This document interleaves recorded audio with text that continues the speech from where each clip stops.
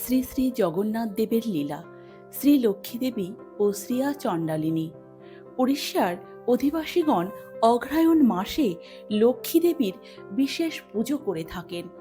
এই মাসের প্রত্যেক বৃহস্পতিবার গৃহের মহিলারা বিবিধ নিয়ম নীতি ও উপাচার সহকারে সাড়ম্বরে দেবী লক্ষ্মীর পূজার আয়োজন করে থাকেন। ওই দিন লক্ষ্মী দেবী শ্রী জগন্নাথের অনুমতিক্রমে মন্দির থেকে বাইরে বেরিয়ে আসেন তার ভক্তদের সঙ্গে সাক্ষাৎ করতে। একবার এক শুভ বৃহস্পতিবারের সকালে লক্ষ্মী দেবী এক বৃদ্ধা ব্রাহ্মণীর ছদ্মবেশে বিভিন্ন গৃহ পরিদর্শন করতে গেলেন। তিনি এক বণিক গৃহে গিয়ে দেখলেন তারা তখনও শয্যা ত্যাগ করেনি, সেজন্য তাদের বাড়িঘরও পরিষ্কার করা হয়নি। তিনি ওই গৃহের এক মহিলাকে এক বিশেষ দিনে লক্ষ্মী দেবীর আরাধনা করার গুরুত্ব বোঝালেন। কিন্তু ওই বৃদ্ধা লক্ষ্মী দেবীর কথায় কর্ণপাত না করায় তিনি তাদের গৃহ থেকে সকল ঐশ্বর্য অপহরণ করলেন এবং ক্রমশ ওই পরিবার অত্যন্ত দরিদ্র হয়ে পড়ল এবং ভিক্ষাবৃত্তি গ্রহণ করল। তারপর মাতা লক্ষ্মী দেবী একটি গ্রামে গিয়ে পৌঁছালেন। সেখানে চণ্ডালীরা থাকে। তিনি শ্রিয়া চণ্ডালিনীর গৃহে গেলেন। চণ্ডালিনী ওই দিন খুব ভোরে উঠে ব্রত পালন করত। সমস্ত গৃহ পরিষ্কার পরিচ্ছন্ন করে লক্ষ্মী দেবীর পূজার উদ্দেশ্যে আলপনাদি দিয়ে সুন্দরভাবে সুসজ্জিত করেছিলেন। এসব দেখে লক্ষ্মী দেবী অত্যন্ত প্রীত হয়ে তাকে আরও ধনৈশ্বর্য বৃদ্ধির জন্য আশীর্বাদ করে সকল মানসকামনা পূর্ণ করলেন।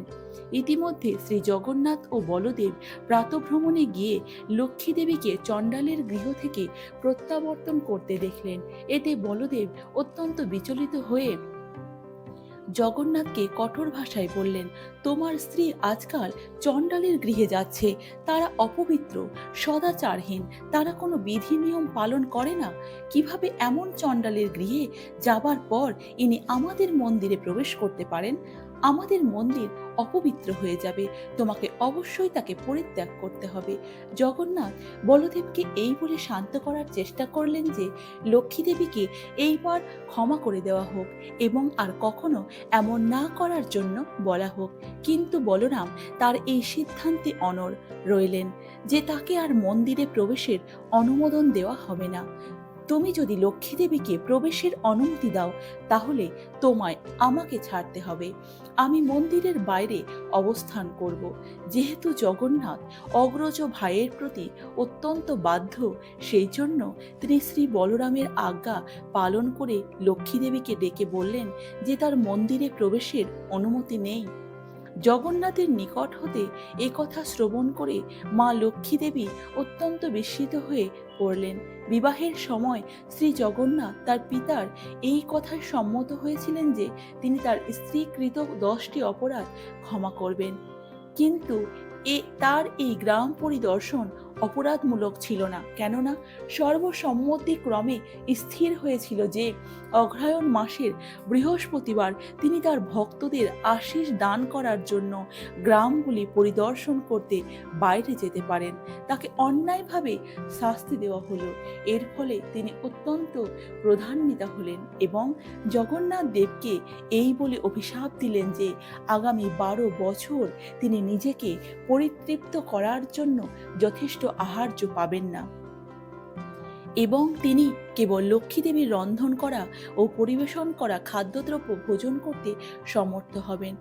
জগন্নাথকে অভিশাপ দানের পর তিনি যখন তার সকল পরিচারিকা সহ মন্দির ত্যাগ করলেন তখন মন্দির ঐশ্বর্যপূর্ণ শ্রীহীন হয়ে উঠল। ভাড়ার ঘর শূন্য হয়ে গেল। পরদিন সকালে জগন্নাথ ও বলরাম প্রাতরাশের জন্য অপেক্ষা করলেন, কিন্তু কিছুই এলো না। বলরাম জগন্নাথকে জিজ্ঞাসা করলেন, আমাদের প্রাতরাশের কি হলো? এত বিলম্ব কেন হচ্ছে? জগন্নাথ উত্তরে বললেন, কোনো প্রাতরাশ তৈরি করা হয়নি, কেননা লক্ষ্মী দেবী তার সকল পরিচারিকা সহ মন্দির ছেড়ে চলে গিয়েছেন। সেজন্য এখানে রান্না করার কেউ নেই। তখন বলরাম ও জগন্নাথ কিছু আহার্য প্রস্তুত করার জন্য রন্ধনশালায় প্রবেশ করলেন। মন্দির থেকে তাদের দেবীকে বরখাস্ত করায় ক্রোধান্বিত হয়ে লক্ষ্মী দেবীর অনুচরগণ রন্ধনশালার সমস্ত উনুনগুলি ভেঙে দিয়ে গেছে। তারা দুই ভাই রান্নার কিছু উপকরণ সংগ্রহের জন্য ভাড়ার ঘরে প্রবেশ করে দেখলেন ঘর শূন্য, কিছুই নেই সেখানে, কেননা লক্ষ্মীদেবী তার সকল শ্রী ঐশ্বর্য মন্দির থেকে অপসৃত করেছিলেন। সেই সময় দুই ভ্রাতা অত্যন্ত ক্ষুধার্ত হয়ে পড়লেন। লক্ষ্মীদেবীর উপস্থিতি থেকে বঞ্চিত হয়ে এবং ক্ষুধায় ক্লিষ্ট হয়ে তারা উভয়ে ভিক্ষা পাওয়ার উদ্দেশ্যে বাইরে যেতে মনস্থ করলেন। আমাদের জানতে হবে যে যদিও ভগবানই সকল ঐশ্বর্যের অধীশ্বর এবং প্রত্যেকের পালনকারী, তবুও তিনি একজন সাধারণ ভিক্ষুকের মতো ভিক্ষা করতে যাওয়ার এই বিশেষ লীলাটি করেছিলেন তার ভক্তের মহত্ব প্রমাণ করার জন্য। এইভাবে শ্রী জগন্নাথ ও শ্রী বলদেব দুজন ব্রাহ্মণের ছদ্মবেশ ধারণ করে গৃহে গৃহে ভিক্ষা করার জন্য নগরে গেলেন। লক্ষ্মীদেবী থেকে বঞ্চিত হওয়ায় তাদের উভয়কেই অত্যন্ত অশুভ দেখাচ্ছিল এবং সেজন্য কেউই তাদের ভিক্ষা দিচ্ছিল না। ইতিমধ্যে লক্ষ্মীদেবীর নির্দেশে সূর্যদেব সূর্যের তাপ বৃদ্ধি করছিলেন। দুই ভাইকেই অত্যন্ত উত্তপ্ত বালকার ওপর দিয়ে অত্যন্ত কষ্ট করে হাঁটতে হচ্ছিল। তারা একটি সুন্দর পুষ্করিণী দেখতে পেয়ে তৃষ্ণা নিবারণের জন্য কাছাকাছি আসা মাত্র জল শুকিয়ে গেল। অবশেষে তারা বৃক্ষের কচি পাতা ভক্ষণের উদ্দেশ্যে বৃক্ষের কাছে যাওয়া মাত্রই বৃক্ষের পত্ররাজি শুকিয়ে ঝরে পড়ে গেল। উভয়েই খুব ক্ষুধার্ত হয়ে পড়েছিলেন। তারা মন্দিরে এতই ঘন ঘন ভোজন করতেন যে একবার ভোজনের পর হাত ধোয়া মাত্রই পরবর্তী ভোজনের সময় সমাগত হতো। সেদিন সারাদিন অতিবাহিত হলো, কিন্তু তারা কিছুই ভোজন করতে পারলেন না। শীঘ্রই তারা একটি মন্দিরে গেলেন। সেখানে তখন প্রসাদ বিতরণ করা হচ্ছিল। বহু মানুষ সেখান থেকে প্রসাদ নিয়ে গৃহে ফিরছিল। জগন্নাথ ও বলরাম প্রসাদ সহ প্রত্যাগমনরত মহিলাদের একজনের কাছে গেলে দয়াবশত তিনি তাদেরকে কিছু প্রসাদ দিতে সম্মত হলেন। তার কাছে কিছু নিবেদন করা মুড়ি প্রসাদ ছিল। তিনি তাদেরকে সেই এক মুঠো মুড়ি দিতে যাবেন, ঠিক তখনই লক্ষ্মীদেবীর নির্দেশে প্রবল দমকা বাতাস এসে সমস্ত মুড়ি উড়িয়ে নিয়ে গেল। দুই ভাই কিছু আহার পাওয়ার এই সুযোগটিও হারালেন। সবশেষে কোথায় আহার্য পাওয়া যাবে এই সম্বন্ধে লোকেদের জিজ্ঞেস করলেন। তাদের একজন তাদেরকে চণ্ডালদের গ্রামে যেতে বললেন। সেখানে অত্যন্ত দানশীল একজন ব্যক্তি থাকেন। জগন্নাথ ও বলরাম সেই গৃহে গিয়ে কিছু আহার্য চাইলেন। গৃহস্থ তাদের ভোজন করাতে পারবেন জেনে অত্যন্ত প্রীত হলেন, কিন্তু বলরাম একজন চণ্ডালের রান্না করা আহার্য ভোজন করতে সম্মত হলেন না, বরং তিনি নিজেই রান্না করে আহার্য প্রস্তুত করবেন বলে গৃহস্থকে কিছু অরন্ধিত আহার্য দ্রব্য ও রান্নার সরঞ্জামাদির ব্যবস্থা করতে বললেন। একটি নতুন উনুন তৈরি করে দেওয়া হলো এবং রান্নার জন্য নতুন কিছু মাটির পাত্র তাদের দেওয়া হলো। জগন্নাথ রান্না শুরু করার জন্য প্রস্তুত হলেন, কিন্তু কিছুতেই উনুন আগুন ধরাতে পারলেন না। আহার তৈরির কথা তো বলাই বাহুল্য। বলরাম জগন্নাথকে তার অপারদর্শিতার জন্য ভৎসনা করলেন এবং নিজে আহার্য প্রস্তুত করতে গেলেন। কিন্তু যখন বলরাম কাঠে আগুন ধরানোর চেষ্টা করলেন, কাঠ কিছুতেই জ্বলল না, কেবল প্রচুর ধোঁয়ার সৃষ্টি হতে লাগলো। তাদের চোখ থেকে জল পড়তে লাগলো আর সকলেই কাঁদতে লাগলো। তখন বলরাম ও জগন্নাথ গৃহপতিকে কিছু রান্নাকৃত খাবার আনতে বললেন।